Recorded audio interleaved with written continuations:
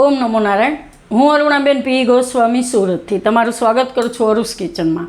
તો આજે આપણે બનાવશું નારિયેલ અને કાકડીનું સલાડ. તો એના સારું આપણે આ નારિયેલ આપણે આટલું વાટકી એક કાપીને લીધું છે. એની છાલ આપણે ઉપરની જે બ્રાઉન હોય એ કાઢી નાખીશ અને તાજું નારિયેલ છે. અને 2 આપણે કાકડી લીધી છે મીડિયમ સાઇઝની. થોડાક લીલા ધાણા લીધા છે, થોડાક પુદીનાના પાન લીધા છે, 2 આપણે ટમેટાં લીધા છે અને મરચું 1 આપણે લીધું. આ તીખું નથી, મોડું છે, મીડિયમ એમ.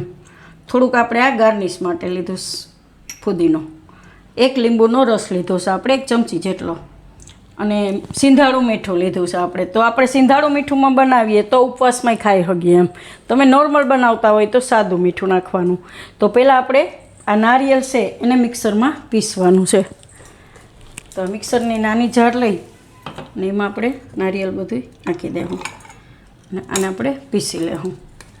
તો આપણા નારિયેલને પીસી લીધું સારી રીતે, એકદમ આરામથી સરસ પીસાઈ જાય છે. તો એને આપણે કાઢી લેવું.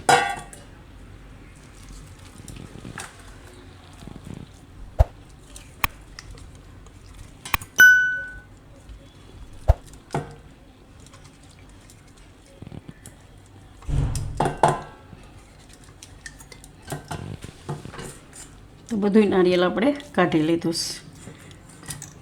તો આમાં આપણે હવે બીજું બધું પીસી લેવું. તો મરચું નાખી દેવું અને પુદીનાના પાન અને લીલા ધાણા, થોડુંક આપણે સિંધાળું મીઠું નાખી દેવું અને લીંબુનો રસ નાખી દેવું. તો આને આપણે પીસી લેવું. તો આને આપણે પીસી લીધી ચટણી આ રીતે. આમાં આપણે પાણી નથી નાખ્યું જરાય, કેમ કે લીંબુનો રસ ને ધાણા ભાજી હોય એટલે પીસાઈ જાય. તો એને આપણે આમાં કાઢી લેવું.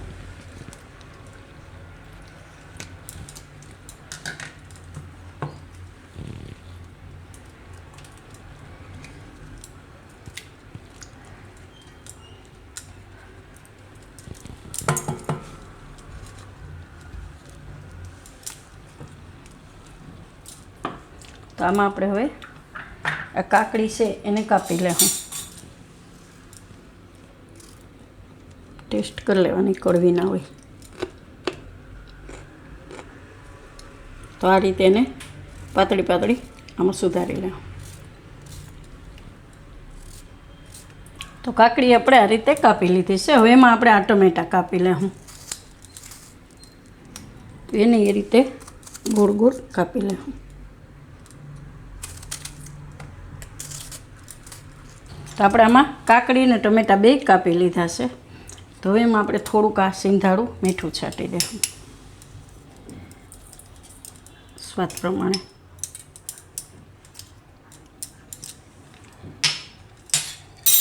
તો આને આપણે મિક્સ કરી લેવું બધું.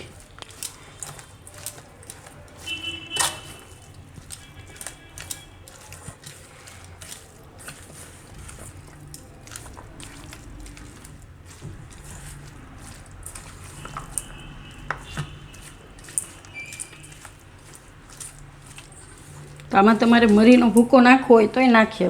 આપણે 1 મરચું નાખ્યું છે એટલે નથી નાખ્યું એમ.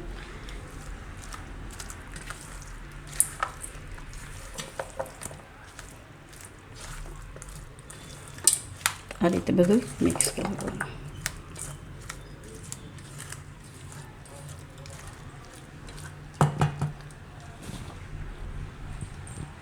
તો આને આપણે હવે બીજા વાસણમાં કાઢી લેવું.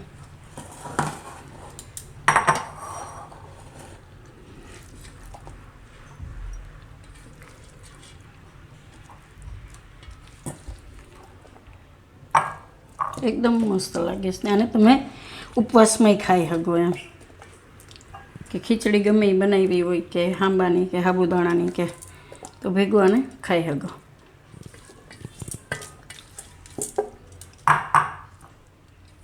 તો આપણે એમાં કાઢી લીધું બધું. ઉપરથી આપણે રાખશું ખાલી આ ગાર્નિશ માટે ફુદીનો. તો તૈયાર છે આપણું કાકડી અને નારિયેળનું સલાડ. તો જો તમને મારી આ રેસીપી પસંદ આવી હોય તો એને લાઇક કરજો, શેર કરજો અને મારી ચેનલને સબસ્ક્રાઈબ કરજો અને બેલ આઇકન દબાવવાનું ના ભૂલતા. કમેન્ટ કરીને કહેજો કે તમને કેવું લાગ્યું આ કાકડી અને નારિયેળનું સલાડ.